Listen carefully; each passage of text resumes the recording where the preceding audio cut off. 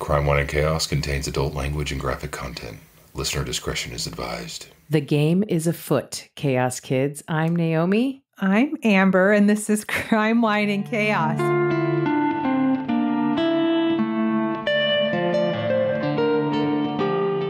What does it mean? I took a cue from the episode we recorded yesterday and I did what you did, and I used a little foreshadowing Ooh, today. A foot, huh? All right. Not like a foot, like just below the knee down that was like severed in a plane crash. Not like that kind of foot. It was memorialized. That's so funny. I was just thinking about that today. Like, what a weird movie. I told you. I don't know if I ever said this. I don't think I ever said this on the show itself, but I told you that my friend Aiden, she's a costumer. She works in Hollywood. She does like costumes for films and things like that. And so she's got some interesting kind of circles that she runs in. And she was in like a Facebook group with that lady. Oh yeah, the taxidermy lady. With the sparkle bedazzling, whatever it was she was doing. God. Yeah, so she actually she said in that Facebook group, they were talking about this and this woman was posting in there, they were seeing this stuff going down in real time. Perfect. I love that. So what a small world, right? I'm in a Facebook group with that lady. You what? Why? Back up. How does this happen? Yeah. Amazing. I love How are you, sister? I'm good. It's Friday the 13th.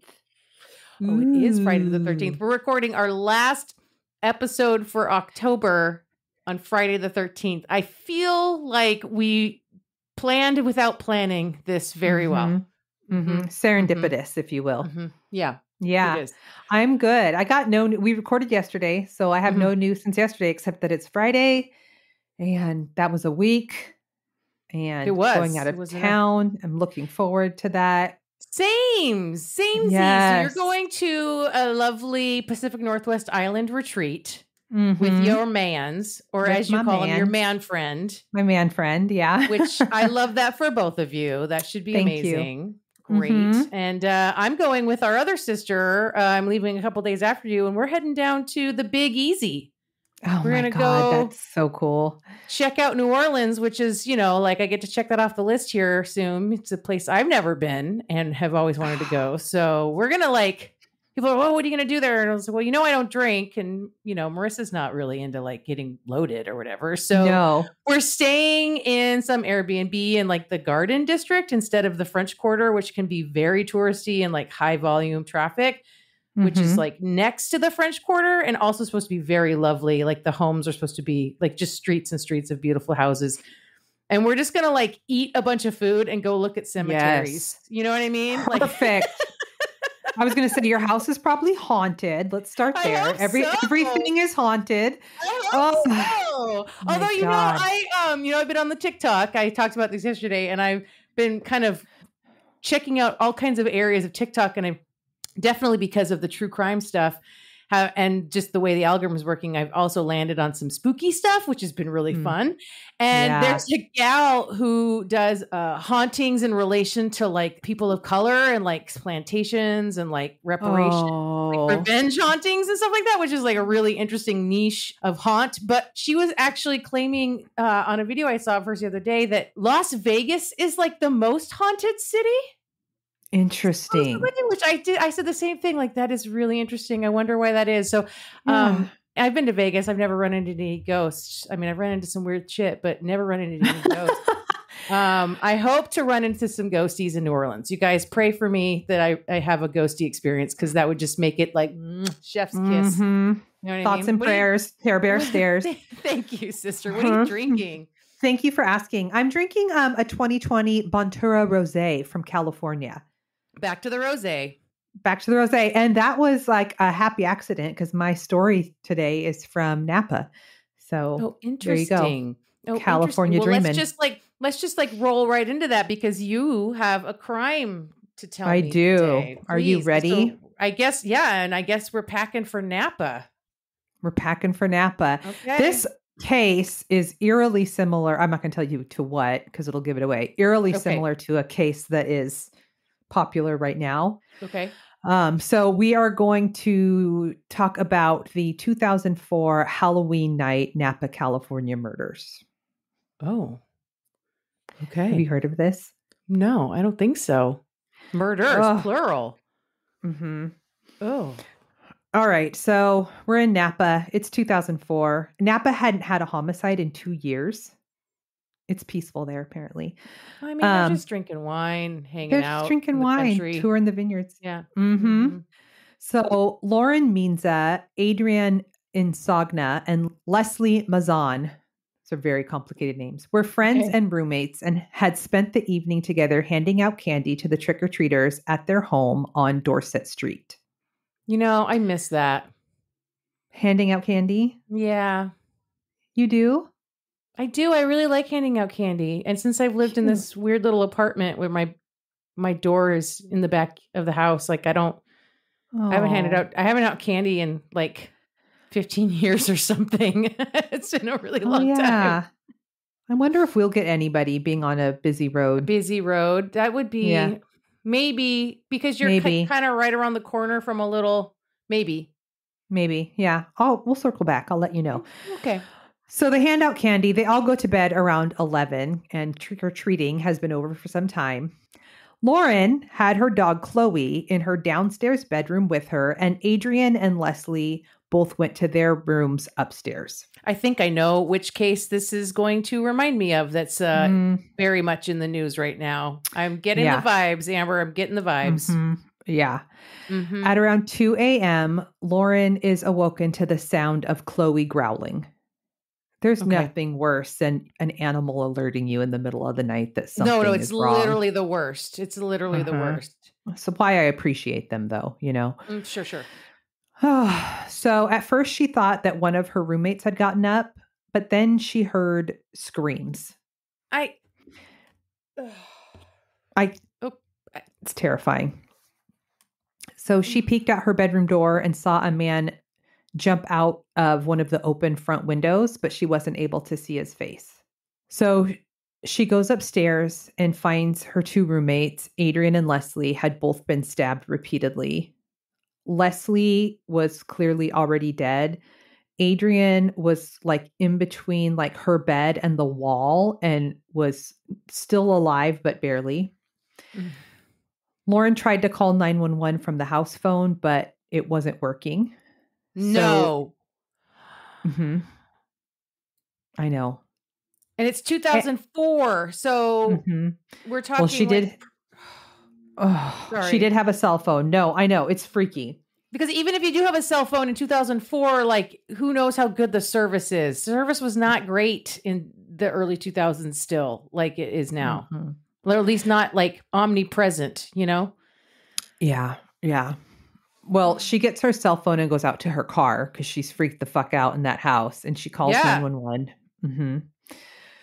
So when the police arrive, they find 26-year-old Adriane and 25-year-old Leslie both deceased. Oh, it's so creepy.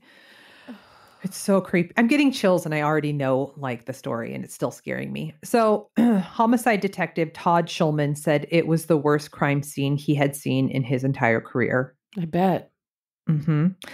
Leslie was a former beauty queen who was working in the sales department of a local winery. She was born in South Carolina and raised by her single mom. She had two half-brothers. In 2004 is when she applied and was hired for this position as concierge, to be exact, at Francis Ford Coppola Wine Estates. And so that's when she moved from South Carolina out to California. Adriane was a civil engineer, and she was an amazing athlete, and she had plans to visit her sister in the coming weeks who lived in Australia. Oh, I know.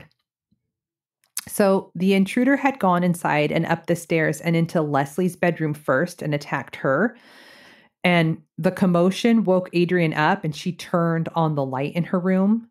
And that is when the intruder went into her bedroom and attacked her. Oh my God. This is so spooky. It's so fucking spooky. The blood trail went down the stairs to that lower window where he left, and it was also on the aluminum siding of the house, like he was grabbing onto the frame to get out. So he left the handprint of blood there. Investigators also found 2 cigarette butts outside in front of the house and 1 in the backyard. Oh, this fucker had been standing out there smoking, like staking out the fucking house. Mm-hmm. Oh my God. I'm so creeped out. So those are collected along with several blood samples. And they also found a bundle of zip ties on the floor outside of the window that he jumped out of. And they were like bundled together with a rubber band. I don't know. Okay. So the surviving victim, Lauren, tells investigators that she has no idea who had done this. Nothing from the house was stolen, and she didn't know of any enemies that either of her roommates had. Well, and I mean, the one gal was like pretty new to town. She just moved there in like less than a year. I mean, she'd been there less than a year. Mm-hmm. Yeah. I know. So they're also trying to figure out if Leslie was attacked first because her bedroom was closest to the stairs or if she was the intended target. They don't know. Right. It appeared that Leslie was likely attacked while she was asleep because there was no defensive wounds. Which I don't know. I mean, small blessings? Yeah. I can't imagine being Lauren and waking up to that. No. And being the only survivor. It's so fucking creepy. It's so creepy. So they learned that Leslie was being harassed by the father of one of her ex-boyfriends. What? It's really fucking weird. That totally gave me Susan Cox vibes. Yeah. I don't like it. Yeah. Apparently this was the last boyfriend she had before moving to California, and her phone records showed that he had made several calls to her that night, but they found out that both the father and the ex-boyfriend were in South Carolina the night of the murders, and they had several witnesses to verify that alibi. So he was just a creep, but he was not a murderer. Okay. Not a murderer. There was also a handyman who had been in their home earlier that day, but he was also cleared.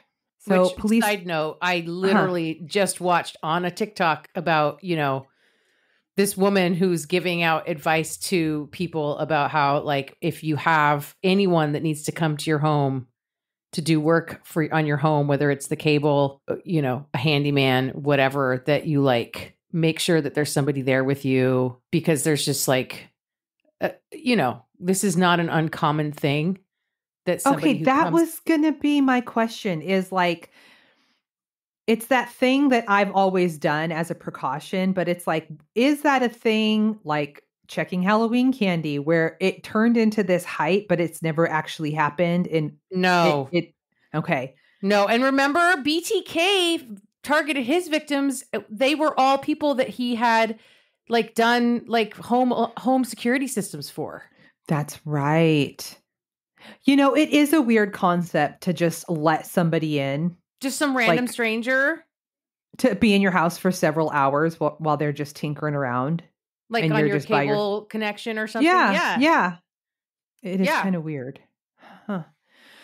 Oh, well, the last time I had somebody come here, I was by myself, but it was somebody from the city. So he was actually a coworker of mine checking my hot water tank. Okay, well, I don't love it, but we'll let this one slide. Okay. But otherwise, I generally don't. Not down with that. So the handyman is cleared, and the police go on to interview and rule out nearly 200 people, and they come up totally empty-handed. And the case went cold for nearly a year. Oh my God. Yeah. They had to have some of this person's blood, though, because we know that when it is a stabbing murder with a knife or with anything that's like properly cutting, that eventually the blood causes their hand to slip and they also get cut almost like 100% of the time, right? You're so smart. You're basically an FBI profiler. Well, we are FBI profilers, so... Wow. Well, literally my next sentence is, then the forensics on the blood comes back. And the lab finds DNA that didn't belong to one of the victims. Mm-hmm. Uh-huh. And when the DNA from the cigarette butts come back, it matches the unknown DNA blood as well. Mm-hmm. It also matches touch DNA found on the rubber band that is holding together the bundle of zip ties. Love it. Now we're getting somewhere. Now we're cooking with gas. Yeah. Light gas, like that. So I don't know if people could hear that. It's just a little puff. I love it when you snort laugh. So they run the DNA through CODIS and there's no match. Of course. Of course not. So they're able to determine that the brand of cigarettes found at the scene were Camel Turkish Gold, which were pretty new at the time. And not every store sold them. And the stores that did sell them, the investigators spoke to the clerks there and they learned that they sold maybe 1 or 2 packs of that particular brand per week. Uh-huh. And so then the police ask Lauren for everybody that she knows who is a smoker. Okay. So Lauren's working on that. And in the meantime, Dr. Fradikas, who was a DNA expert, he had developed a new, at the time, process that allowed him to determine some of the suspects' physical features based on their DNA profile. Okay. Love this. Mm-hmm. He is able to determine that the killer was a white man with either blue or green eyes and light-colored hair. Okay. That's like everybody. He's also a profiler. Yeah, exactly. Mm-hmm. So Lauren then tells the investigators that the only smoker that she knows is Eric Koppel. Mm-hmm. So Eric is 25 years old. Okay, Eric. He's a land surveyor and an acquaintance of Adriane's. Mm-hmm. But before the police could even look into Eric Koppel, he walked into the police department and confessed. This is like your case. This is like the case that I covered yesterday. This is so weird. Yesterday to us, last week to them. Last I know. week to them. Yeah. So what the fuck? Fucking piece of shit. So they learned that Eric was engaged to Adriane's good friend Lily. And Adriane told Lily that she thought she could do better and that Eric wasn't good enough for her. Good friend. Uh-huh. Because Adriane obviously saw something wasn't right with this fucking guy because something isn't right. And I actually put that you and I, it says in here, she was being a good friend. I wrote that. We are synced up. I mean, yeah. Ugh. So witnesses say that on the night of Halloween, Eric was at a Halloween party that Lily was also at, and he was trying to convince her to get back together and go forward with the wedding, but Lily wasn't having it, and the two got into an argument. Mm-hmm. He said that this fight made him enraged at Adriane, and he wanted revenge, so he waited outside of their house, smoking and watching until the lights turned off, and he had an opportunity. What the fuck?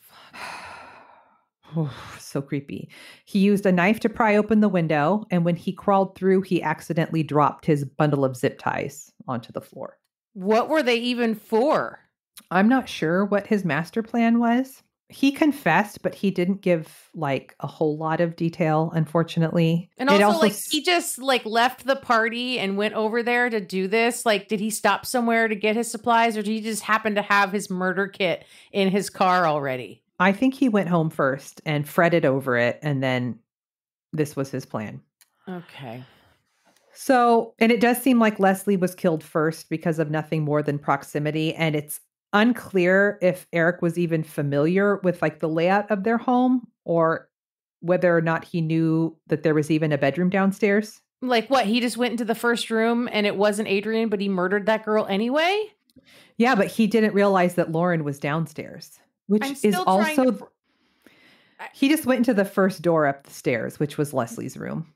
Which, like, did he not turn on the light? Did he, like, murder her and then figure out it wasn't Adriane? I don't know if he cared. He just wanted to murder somebody?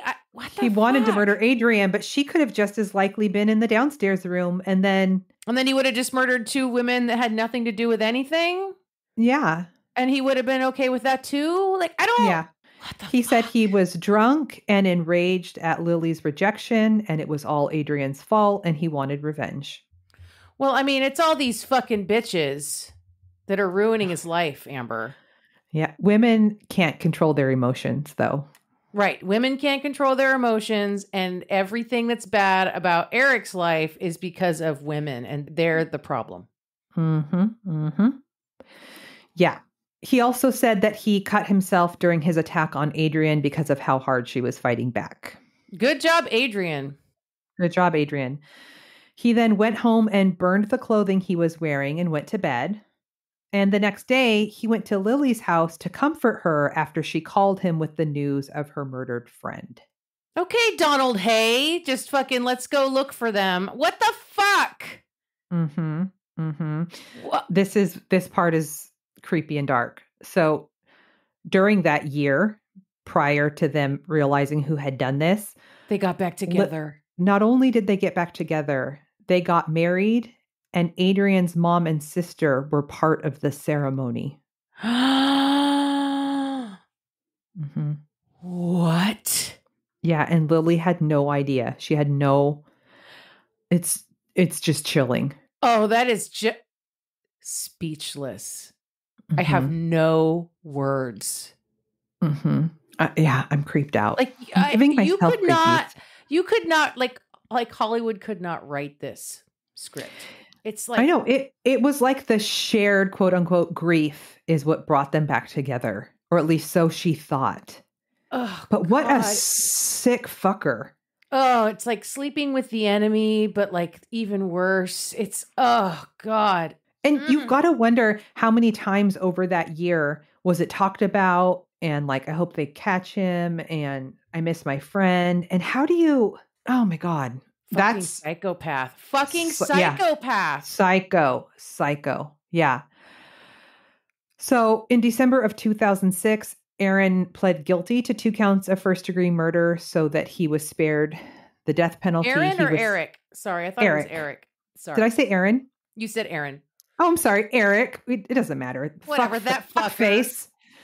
He was spared the death penalty and given 2 life sentences without the possibility of parole. Did we ever find out like why he walked in and turned himself in when he did?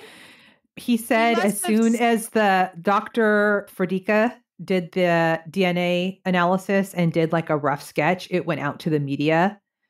And he kind of knew then that he was fucked, because it was right after that went out that he was like, you know, it's all over for me. So they're gonna figure it out is what he was thinking. Like he's the smoker and he's Yep. Wow. The whole thing is eerily similar, because wasn't it the woman in the downstairs bedroom in Moscow that survived and saw the perpetrator flee the house? Yeah, she didn't have like a great description of him, but she did see him. She did see him. So similar that it's eerie. That is really creepy. Yeah. Ugh. That was horrible. I'm sorry. Happy Halloween? Question mark.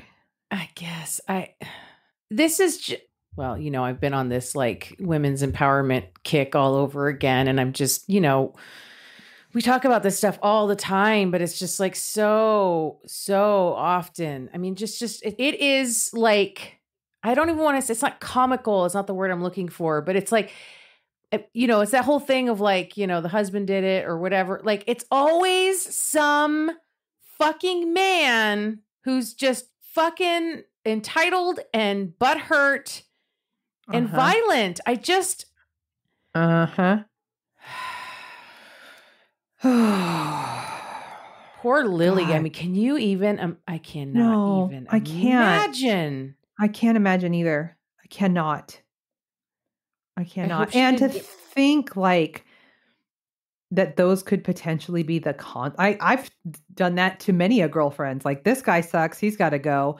I mean, that's what you're supposed to do. To think that could be your consequence for being right. As fucking so scary. That's what I'm saying. Like there's just like no safe navigating around men. Nope. Sister. Well, I'm sorry. Thanks for that. Question mark. Let's go into some chaos. Yeah, what is afoot here? I need to know. So this one is interesting because it's almost a bookend to the first chaos story I did for Spooky Month, which was, as you know, Edgar Allan Poe. And so I'm going to tell you about Richard Lancelyn Green, and you'll very quickly understand how we got here. Okay. So we're going to get into some hoity-toity British shit here because Richard Gordon Lancelyn Green was born in Bebington, Cheshire, in England on the 10th of July, 1953, to Roger and June Lancelyn Green. Richard was the youngest of Roger and June's 3 children. Roger was a best-selling children's author who wrote adaptations of things like King Arthur stories, Robin Hood tales, and Homeric myths. Oh, okay. He was really good friends with both C.S. Lewis and J.R.R. Tolkien. Oh, wow. June was a drama teacher. The Lancelyn Green family had been lords of the manor of Poulton Lancelyn in Cheshire for like 900 years. I'm sorry, Downton Abbey. Okay. Not even joking. Her Majesty Lancelyn. Okay. So Richard is described, and I'll get into this a little bit later, but like a lot of this like more descriptive stuff, I got stuff from Wiki, and I got a lot of this more descriptive stuff came from this New Yorker article that I found, which actually is the thing that started me down this path in the first place. It's just a really great article, and I'll link to it in my notes, and you should definitely go check it out and read the whole thing. But Richard is described as having a pale, pudgy face and was blind in one eye from a childhood accident. He wore glasses with tinted lenses. One friend told this journalist that even as an adult, Richard resembled, quote, the god of Pan with, quote, cherubic-like features, a mouth which curved in a smile which was sympathetic, ironic, and always seeming to suggest that there was just one little thing that he was not telling you. That's a great description. He is also described as intensely shy with a ferociously logical mind and a precise memory. He would spend hours roaming through his father's enormous library, reading dusty first editions of children's books. Wow. So Richard grows up in this manor, which some people said by the time he was born, like the family was, what do they call it? Like properly English, where they were like house rich, but like money poor. And like a lot of the opulence of the house was kind of faded. The drapes were thin, that kind of thing. But still, you know what I mean? So he goes I was listening to, fun ahead. fact. I was listening to Dax Shepard's Armchair Expert podcast, which is, I fucking love, by the way. Oh, we should have a side chat about Dax Shepard and how he's not a good person, but keep going. Oh, he seems wonderful. No, but keep going. Oh, shit. Anyway, he had a linguistics expert on a few months ago, and I learned so much. It was fascinating. But anyway, I learned that like so many of our words, like in the US, where they're derived from and how they've evolved. And that's where we got the word mansion, was from manor. Right. No, he most recently made Jonathan Van Ness cry. Oh, yeah. I listened to that episode and it was awkward. And that's also like just like the tip of the iceberg with him. But I'll send you some things. Anyway, okay. So he goes on to attend Bradfield College in Berkshire and then University College in Oxford, where he earned a degree in English. Then he left college and traveled all over Europe, India, and Southeast Asia. And our boy Richard was like a big time nerd for Sherlock Holmes. Oh. As we know, written by Sir Arthur Conan Doyle after being inspired by Crime, Wine, and Chaos alum Edgar Allan Poe. Crime, Wine, and Chaos alum. You heard of him here first. That's right.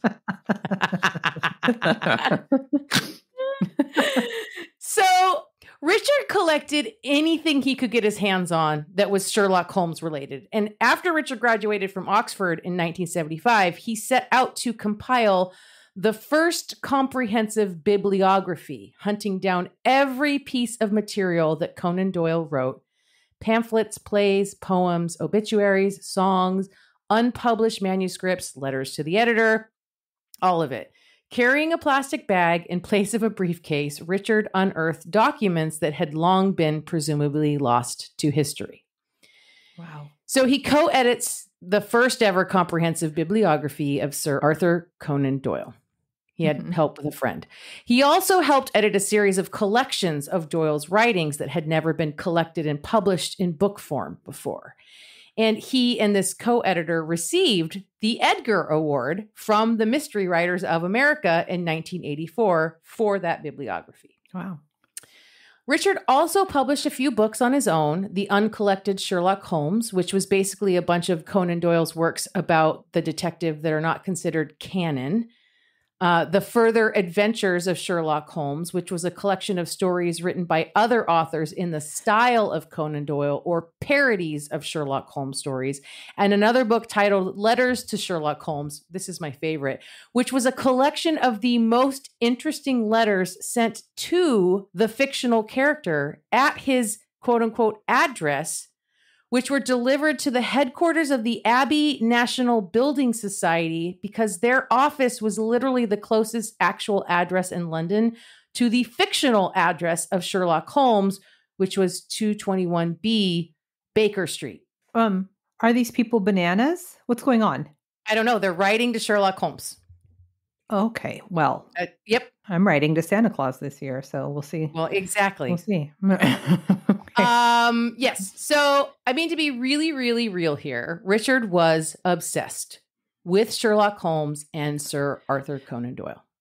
Okay. Richard he was chairman of the Sherlock Holmes Society from 1996 to 1999. And he would like MC the society's events in this costume of the 1800s, almost playing like a character of a music hall master of ceremonies from that era.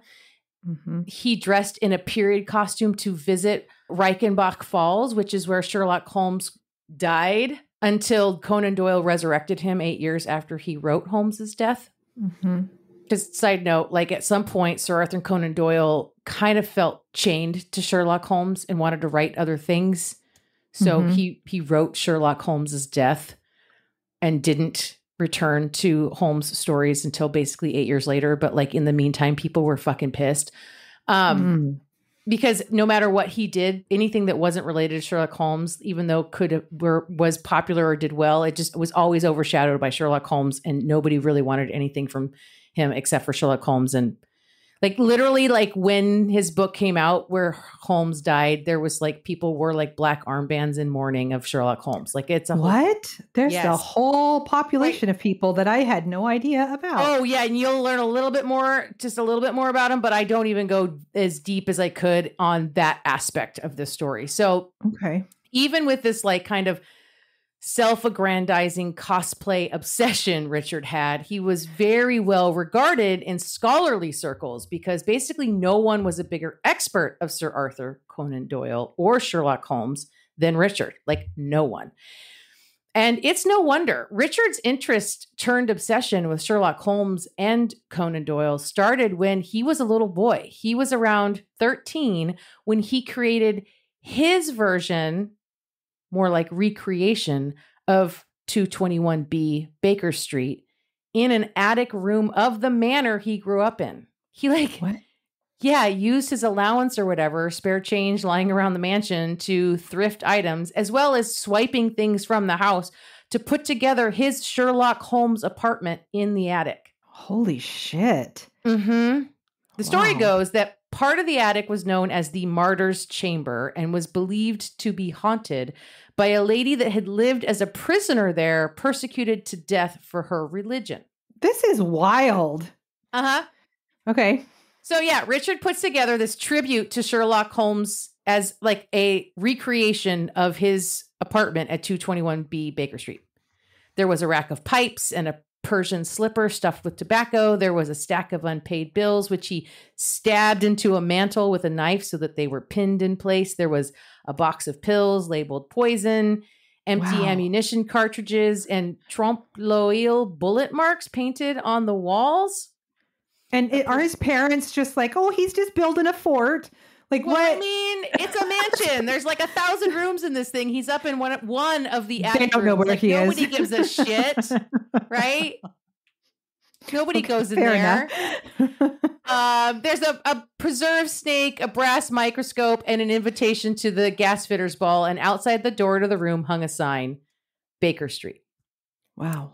It was so precise that it occasionally drew Holmes fans from other parts of England. One local reporter described climbing the 17 stairs, the same number specified in the stories, as a tape recording played in the background with the sounds of Victorian London. Holy shit. The rumble of cab wheels, the clopping of horses' hooves on cobblestones. And by then, Richard had become the youngest person ever inducted into the Sherlock Holmes Society of London, where members sometimes dressed in period costumes in high-waisted pants and top hats. And then did what? Just like had parties or hung out and talked about Sherlock Holmes. All right. There's something out there for everybody, I suppose. That's exactly right. It was also at this age that he started amassing his collection of Sherlockiana.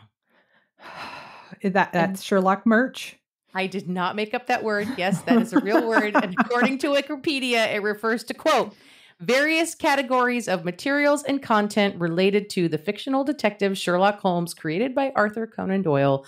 The word Sherlockiana has been used for literary studies and scholarship concerning Sherlock Holmes pastiches in print, which is like homages. They're like stories written in the style of, and other media such as films and memorabilia associated with Sherlock Holmes. Sherlockiana may be defined as, quote, anything about, inspired by, or tangentially concerning Sherlock Holmes. Jesus Christ. So, like, Richard collected it all. Anything that came from Conan Doyle or were inspired by him, posters, novelty items, either Conan Doyle or Holmes related, and ephemera, which is like things that were only supposed to have use for a very short time, like postcards and notes and like mostly like little papers and things, right?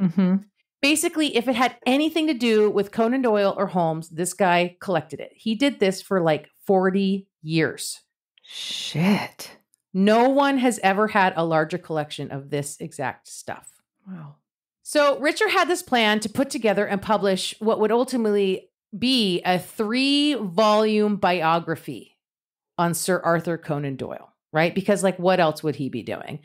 Right. And this made his collecting even more intense for him because he wanted like all the good stuff and all the details. Richard had inherited a good chunk of change when his parents sold off a portion of their estate, and he used that money to bank this effort. And he like threw himself into this. He started to like retrace every step of Conan Doyle's life. He went to the town that Conan Doyle was born, collected papers to help him flesh out like the evolution of Conan Doyle's intellectual mind. And basically he was out determined to become the foremost authority on Sir Arthur Conan Doyle in every aspect of his life, inner and outer. Wow. And there was famously papers from the estate of Conan Doyle that had been almost like rumored to exist, right? Like a trove of letters, diary entries, unpublished manuscripts written by Conan Doyle that had like basically mysteriously disappeared when he died in 1930. And this fabled archive had an estimated value of around $4 million. Holy shit. It was also rumored to contain a deadly curse, like the famous Holmes story, The Hound of the Baskervilles. But okay. So anyway. But that's silly. I mean. Okay. Apparently, there was no way to write a proper biography of the author without these papers, according to Richard. And of course, Richard then spends like 20 years searching for this archive. Where did it go? And so somehow he finds out that one of Doyle's 5 children, Adriane, with the permission of his siblings, had locked this archive away in a chateau that he owned in Switzerland. Then, unbeknownst to his siblings, Adriane grabs some amount of this stash, not all, and whisks them away, hoping to make some bucks by selling this partial collection to some hungry collector. But before he can make that sale, he dies. What? Of a heart attack. This is supposedly the origin of the legend of the curse on these papers. I see. Okay. So Richard keeps trying to track down these papers, and he's just running into this group of heirs that are not playing ball with him. Like, he's just kind of hit this wall with them. But somehow Richard manages to get an audience with Conan Doyle's youngest daughter, Jean. Actually, she's always referred to as Dame Jean. She'd been a commander in the Air Force or something. She was like incredible. Get it. She Jean. was basically like the only child of Conan Doyle's that wasn't like a piece of shit. So by the time Richard meets Jean, she's in her 60s. She's living in London, and he hangs out with her in her apartment. And she talks and talks about her dad, and she shows Richard family photos, and she invites him to come back. The implication here is that she was even more interested in her dad than Richard was, and she appreciated his dedication to her father's work. And Richard tells his friends that she had even shown him some boxes that had previously been held in the office of a lawyer in London. Richard swore that the papers in those boxes that he got a peep at when she lifted the lid were most definitely at least part of that elusive archive he'd been searching for. Oh. Jean tells him that there's disagreement in the family, so she cannot allow Richard to read any of those papers yet. But she intended to bequeath almost all of them to the British Library so that scholars can finally access them. Mm-hmm. So then in 1997, Jean dies, and Richard waits, and he waits, and he waits. But nothing happens. No transfer of these documents to the British Library happens. Years go by, and in March of 2004, where our stories happen in the same year, by the way. Whoa. I didn't tell you that, but shit. Uh-huh. So like 8 years after Jean died, Richard opens the Sunday Times newspaper and is floored. He reads that the lost archive had just turned up at Christie's auction house. Oh, fuck. And was going to be sold in May for millions of dollars by 3 of Conan Doyle's very distant relatives. Huh. Okay. And it sounds like they're breaking up the archive and selling it piecemeal so that a bunch of private collectors can get their hands on parts of it, meaning that all this knowledge and information that Richard has been searching for decades will be scattered to the winds in private collections and inaccessible to scholars. Oh, I'm getting anxious for him. This is not how it's supposed to play out. Oh, yeah. So Richard runs down to Christie's, as you do, inspects this collection, right? Mm-hmm. And he is certain it's the same papers he's gotten an eyeful of when he was visiting with Jean. And it is as rich and as abundant as he'd imagined. Among the thousands of items, there were fragments of the first tale that Conan Doyle wrote at the age of 6, illustrated logs from when Conan Doyle was a surgeon on a Scottish whaling ship in the 1880s, letters from Conan Doyle's father, a brown envelope with a cross and the name of his dead son inscribed upon it, the manuscript of Conan Doyle's first novel, which was never published. It's incredible. It's everything. Fuck.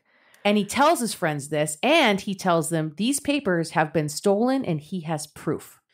Richard taps his entire network of Doyle/Sherlock nerds, and I mean, it's big. There are like hundreds of fan clubs devoted to Sherlock Holmes. They call themselves Sherlockians. Uh-huh. I mean, it's like Trekkers or Trekkies, right? Yeah. Oh, man. It's just like that. One American fan club is called the Baker Street Irregulars, which is an invitation-only club founded in 1934, named for the group of street urchins that Holmes regularly paid to go find information for him. Wow. And then there's his friends in the Conan Doyle scholar camp who call themselves Doyleans. So to clear this up, Richard was all about all things Conan Doyle and Sherlock Holmes, but there are literally Holmes fanatics who treat the character as a real person and they refuse to acknowledge that Conan Doyle even exists. I'm sorry? Mm-hmm. Oh. And the scholars of the author want nothing to do with these guys. They're like two camps. Okay. Right? Okay. And Richard's like a foot in both sides. So weird. I know. So Richard's out here drumming up support and getting all these people frothy. And he goes and digs up a copy of Jean's will where it specifically states that these papers were meant to go to the British Library. And Richard gets a group of these people with him to take this to members of Parliament. This has really escalated. Yes. And they're making a ruckus and they're getting press. Richard tells his sister that someone was threatening him. Later, he even sends her a note that says, please keep these numbers safe with 3 phone numbers on it. Wow. And he calls a reporter at the London Times and tells him something might happen to him. Friday, March 26th, Richard goes to dinner with his friend Lawrence Keene. And at this dinner, Richard tells Lawrence that an American was trying to bring him down. And then when they left the restaurant, Richard pointed to a car behind them and told Lawrence they were being followed. Okay. That night, Richard's sister called him and got his answering machine. She called him multiple times the next morning, still no answer, and now she's worried. So she went to his place, banging on the door, no response. So eventually she calls the police and they came and broke into the house. Okay. When police made entry, they searched the house and found Richard in his bedroom, lying on his bed, surrounded by Sherlock Holmes books and posters, with a cord around his neck. He had been garroted and was dead. Oh my God. The cord around his neck was a black shoelace. There was a wooden spoon near his hand. There were several stuffed animals on the bed, and there was a partial bottle of gin. What's with the stuffed animals? I have no idea. I'm focusing on the wrong thing.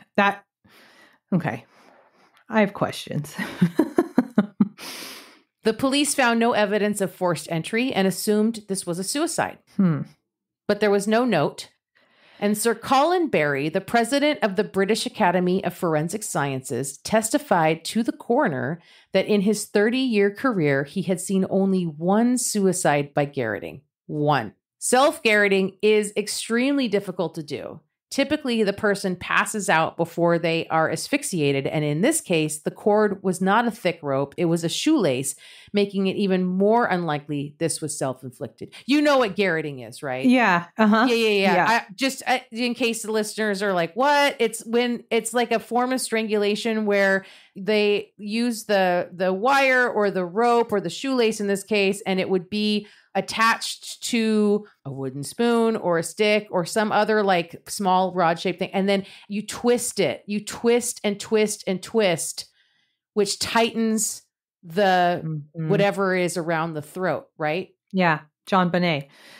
Yes, exactly. Exactly. So this New Yorker article all about Richard and his mysterious death, right, is where I got a lot of this flowery stuff. And in it, this journalist interviews one of Richard's closest friends, John Gibson. John is the guy that Richard did all of that co-editing with on those early publications about Conan Doyle and Holmes. And John shows this journalist his phone record for the week leading up to Richard's death. And the records show that the two, John and Richard, had been talking on the phone a whole bunch that week. Like they have plenty of phone calls. And in fact, John and Richard had been on the phone just hours before Richard would have died. And John tells this journalist that he may very well be the last person Richard talked to before he died. The police should be interested in that. Right. But the police had never looked into Richard's phone records, or they would have interviewed John about that last phone call that they had, and they didn't. They've just decided that it's a suicide and they're not. Well, sort of. Kind of, Okay. yes. Yes, kind of, yes. Basically. He also told the reporter that in one of those phone calls they shared that last week, Richard told John that he was worried that he was in danger and that he feared for his life. Right. Then John said he had tried to call Richard that same morning that Richard's sister had before Richard's body was discovered. And John claimed that when he got Richard's answering machine, quote, Instead of getting Richard's voice in this sort of Oxford accent, which had been on the machine for a decade, I got an American voice that said, "Sorry, not available." I said, "What the hell is going on?" I thought I must have dialed the wrong number. So I dialed really slowly again. I got the American voice. I said, "Christ almighty." John also claimed that Richard's sister had also heard the strange new greeting on the answering machine, and it was partly why she rushed over there to knock on his door and make sure he was okay. Yeah, what a weird thing to do, to change somebody else's greeting on their... Right? That's fucking weird. Okay. It's really weird. John said the police didn't do any forensic tests or dust for fingerprints, and that the coroner was basically left with nothing he could do because there wasn't enough evidence for him to say definitively what happened. So the question between murder and suicide remained an open one. So I'm guessing that whatever their version of like undetermined is, right? Yeah. Which is why essentially they just treated it like a suicide. It's worth noting that at the inquest, Richard's sister testified that her brother had no history of depression, and Richard's physician wrote to the court that he hadn't treated Richard for any illness for at least a decade. Wow. Other Conan Doyle scholars who knew Richard agreed that Richard was murdered, that he knew too much about the archive he was seeking. One of them, Owen Edwards, would pursue his own informal investigation into Richard's death. He had been working with Richard to stop the sale at auction, which incidentally took place 2 months after Richard was found dead. Oh. According to what Owen told this same journalist that spoke with John, Richard had actually become quite close with Conan Doyle's daughter, Jean, so close, in fact, that she had asked Richard for his help in transferring her father's papers to that lawyer's office. Owen claimed that Richard was, quote, the biggest figure standing in the way of the Christie's auction. Since he had seen some of the papers, Richard could testify that Jean meant to donate them to the British Library. It wasn't long after the sale was announced that Owen and Richard discovered that Charles Foley, Conan Doyle's great-nephew, and 2 of Charles's cousins were behind the sale. But Owen and Richard couldn't understand how these distant heirs had legally obtained control of the archive. Owen told this journalist, quote, all we were clear about was that there was a scam and that clearly someone was robbing stuff that should go to the British Library. This was not a hypothesis. It was quite certain in our own minds. Was Jean the last surviving child of... I think so, yes. I think so, yeah. Because she was the youngest. Owen is certain that Richard was murdered. He knew that Richard had plans the week after his death to go on holiday with a friend to Italy. And beyond the fact that garroting yourself is almost impossible, it was done with a shoelace, and Richard only ever wore slip-on shoes. Owen also said that the gin was sus as well, because apparently Richard was a fucking wine snob and would most certainly have had a bunch of wine at dinner before he got home, and he would never have followed wine with gin. He's far too distinguished for that. Oh, I mean, come on. He grew up in a manor. And Owen knew who this mysterious American was. He told the journalist, and the journalist tracked this guy down, and this guy wanted to remain anonymous. So he's only ever referred in this particular story as the journalist, as the American. So the journalist met the American. They met over dinner, and he told a version of events that don't really align with the version known by everyone else who knew Richard. Basically, they said that this American had stepped into the middle of Richard's relationship with Jane and turned Jane against Richard, essentially ending that relationship. No one trusted this American, not in small part because his day job was classified and behind the walls of the Pentagon. What? But he's also a member of the Baker Street Irregulars and represents Conan Doyle's estate in America. What estate? What is happening? I don't know. This is so bananas. Okay. Yeah. And the American was in London the week that Richard died. He met with Charles Foley to discuss the auction and offered advice, as he now represented the Foleys as he had represented Jean, like the American arm of the Conan Doyle estate. What the fuck? I don't know. He feels very like inserting himself to me. Very much. Yeah. But he also says that the night Richard died, he was out on a walking tour of the locations of the victims of Jack the Ripper with his wife. Oh. Okay. By all accounts, in the weeks leading up to his death, Richard was kind of losing it. He was hell-bent on proving that archive was stolen, that the sale was illegal. He wasn't sleeping. He was trying to track down all the evidence he could and trace the movement of these papers. And in the years after Jean had died and the papers didn't show up at the British Library, Richard was kind of souring on Conan Doyle for lots of reasons I won't get into here. I highly recommend you go read the whole New Yorker article because it's wild. But before the journalist left London to go home and write this article, John, his co-editor friend, he asked for another meeting. And at this meeting, he had changed his mind. He had concluded that Richard had killed himself, and he made it look like a murder on purpose, framed the American on purpose, and created the perfect mystery on purpose. Oh.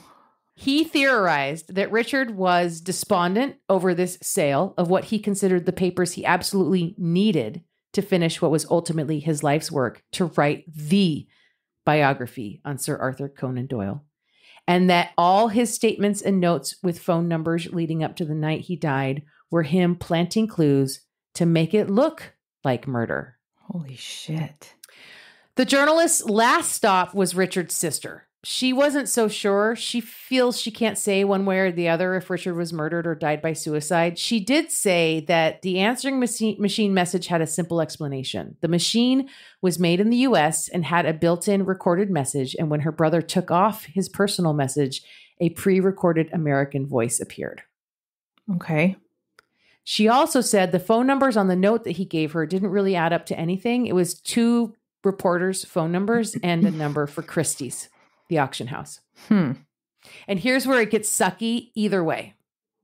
Turns out that Jean, the youngest daughter of Conan Doyle, while dying of cancer, had made a last-minute deed of apportionment, splitting the archive between herself and the 3 heirs of her former sister-in-law, Anne Conan Doyle. What was auctioned off did belong to the 3 heirs. And while some people still questioned the morality of the sale, the British Library had reached the conclusion that it was legal. He didn't know that she changed that. No, nobody did. That came out like way later. Also, after the auction on May 19th, when the auction, right after that, the most important papers ended up at the British Library. Jean had not allotted those documents to the other heirs and had willed many of them to the library, and the library had purchased much of the remaining material at the auction. God. So most of it ended up at the library anyway. Ultimately, Richard's sister would tell the journalist, I don't think we'll ever know for sure what really happened. Unlike in detective stories, we have to live without answers. And as Sherlock Holmes says, when you have eliminated the impossible, whatever remains, however improbable, must be the truth. Ooh. That was so good. Oh, what do you think? I don't know. The fact that we didn't get a full forensic investigation is really unfortunate. You know, like, how drunk was he? Like, did he drink a bunch of that gin? Like, how impossible is it to garrot yourself? I feel like it's pretty fucking hard. Yeah. Yeah. So like that part is like really suspicious to me. But also I could see him having been so obsessed and so single-mindedly focused and then thinking that like the thing that you have been searching for decades was like slipping from your fingertips and making what you wanted to do basically impossible, because he'd set this bar. He had set this bar about like what this biography had to be. And I could see him, you know, having this resentment towards this American dude, thinking this guy had like fucked him over, and, you know, being a lifelong fanatic of Sir Arthur Conan Doyle and Sherlock Holmes, so obsessed, like he took the things that Sherlock Holmes is known for saying about logic and deduction and reasoning and all that, and like literally it was like his gospel. So like he studied all of these stories. He knew them inside and out. Like, you know, we're talking about like crazy crime detective stories, right? Like if anyone could have created like the locked door paradigm dead body scenario. Like this guy could have done it on purpose. Yep, He could have done it on purpose. I like that theory. But he could have been murdered, I guess. I mean, if we're talking millions of dollars and he's potentially blocking the sale. And apparently what I learned in all this is that, Sherlock Holmes and Sir Arthur Conan Doyle stuff is, to some people, serious fucking business. Yeah, I learned that too. Thanks for that. You're so welcome. Fuck. Side note, wild. It took I don't know, something like 40 truckloads in 2 weeks to move his entire collection of stuff to the museum that he donated it to. Wow. That's how much shit he had. Spend your whole life dedicated to one thing. That's amazing. I know, right? Wow. Anyway, so that's the mysterious death of Richard Lancelyn Green. God, thank you for that. You're so welcome. Do you have anything for the good of the order, Sissy?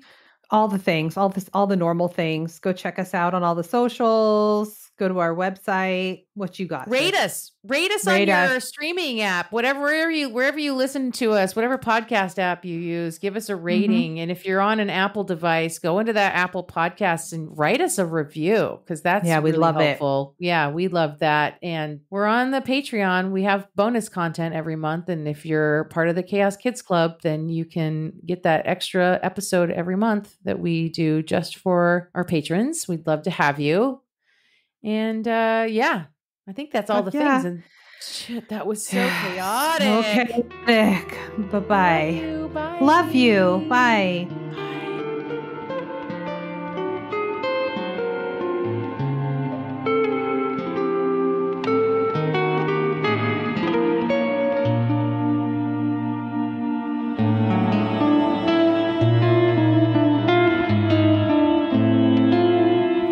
Wine and Chaos is produced by 8th Direction Records. Artwork by Joshua M. Davis. Music by Paul Abner. If you would like to support the show, you can visit our Patreon page at crimewineandchaos.com/Patreon. Cheers. Amber, lay off the wine. How many glasses have you had already? God. Oh my God. Wow.